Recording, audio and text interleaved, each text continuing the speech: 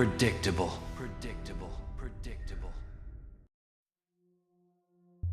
The analysis will now commence. Our subject is a method for achieving absolute victory, created by a mind that operates without normal human limitations. Let us begin. I want you to consider a proposition. What if you could achieve victory, not through some grand action, but through its complete and total absence? Imagine a world where doing nothing at all is the most powerful weapon you have. There is a master of this method. His name is Kiyotaka Ayanokoji. He wasn't raised in a normal sense.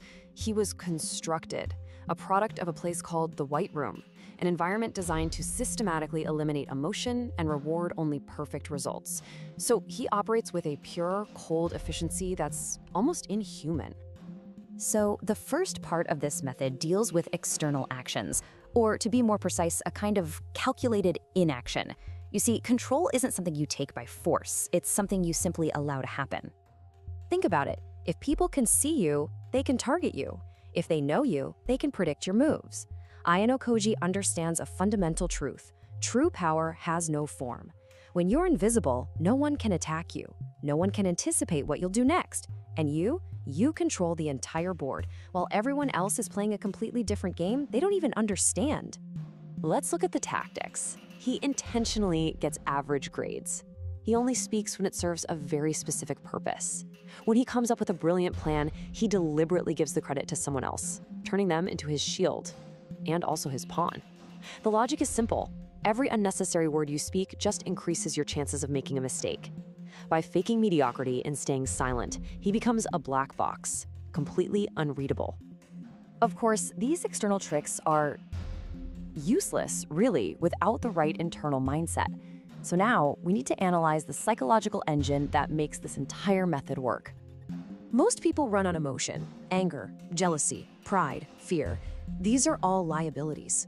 They're just glitches in the system that cloud your judgment and create weaknesses for others to exploit.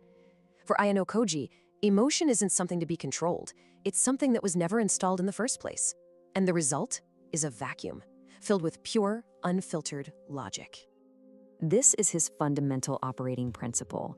People are variables. Friendships are instruments.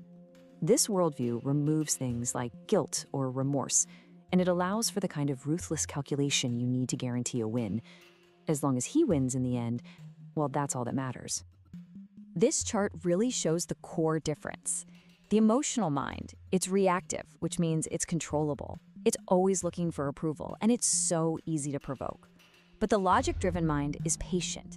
It doesn't react. It just observes, calculates, and then it acts, but only when the conditions are perfect. One is basically a slave to its own impulses. The other is the master of them. So, the final method. This is where we combine the external tactics of being invisible with that internal state of total indifference. This is how you apply the system for the long term, for the ultimate victory. Ayanokoji doesn't try to win every single time. A small loss isn't a failure to him. It's a calculated investment. It's a tool for gathering data, or for tricking an opponent into feeling safe, or just for moving his pieces into a better position for a much bigger strike later on. He plays the long game, where losing a battle here and there is just part of the strategy for winning the war. You have to understand, he operates on a completely different level of strategy that most people don't even know exists. While they're all focused on the obvious fight right in front of them, the surface conflict, he's busy manipulating the social dynamics, the relationships, the very environment they're in. Every single move he makes serves a true hidden goal, a final checkmate that his opponents will only see long after they've already lost. So how does one even begin to apply this method? The process doesn't start with some complicated strategy. It starts with a single, simple act of control. The next time someone provokes you, and you feel that flash of anger or pride, your first instinct will be to react. Deny that instinct. Do nothing. Just observe them. Observe your own internal state. In that brief moment of non-reaction, you are no longer being controlled by them. You are starting to take control. That is the first step. It would be a mistake to look at Ayanokoji and try to label him as good or evil.